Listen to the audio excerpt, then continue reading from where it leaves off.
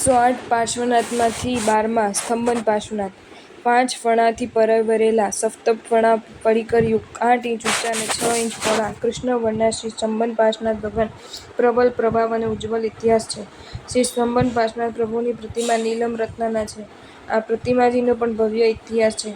ગઈ ચોવીસીમાં શ્રી અષાઢી શ્રાવકે આ મૂર્તિ ભરાવી હતી અને ત્યારબાદ હજારો વર્ષો સુધી જુદી જુદી જગ્યાએ દેવતાઓ દ્વારા પૂજાતી રહી. છેલ્લે કૃષ્ણ મહારાજા દ્વારા પણ પૂજાઈ, પણ દ્વારકાનો નાથ થતી વખતે એક શ્રાવકે આ પ્રતિમાજીને દરિયામાં પધરાવી દીધેલ. કાંતિપુરના શ્રેષ્ઠ ધનને સમુદ્રમાંથી દૈવી સંકેત અને સહાય દ્વારા આ મૂર્તિ મળેલ. આ સાથે 2 અન્ય પણ મૂર્તિઓ પ્રાપ્ત થઈ. તેમાં એક ચારૂપમાં શ્રી પાર્શ્વનાથ પ્રભુ અને શ્રી પતનમાં શ્રી નેમિનાથ પ્રભુની મૂર્તિ આજે પણ વિદ્યમાન છે. ત્યારબાદ છેલ્લે આચાર્ય શ્રી અભયદેવ સુરી મહારાજને આ પ્રતિમા દિવ્ય સંકેત દ્વારા પ્રાપ્ત થયા. તેના પ્રતાપે તેમનો રોગ દૂર થયો. આચાર્યશ્રીએ 32 શ્લોક પ્રમાણ જયતિહન સ્તોત્રની રચના કરીને દિવ્ય પ્રતિમા પ્રગટ થયેલ. વિક્રમ સંવત 1368માં આ પ્રતિમાજી સ્તંભન તીર્થમાં લાવવામાં આવેલ.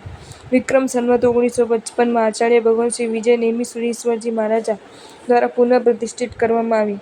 આજે પણ આ પ્રતિમાજી ખંભાતના ખારવાડમાં વિદ્યમાન છે.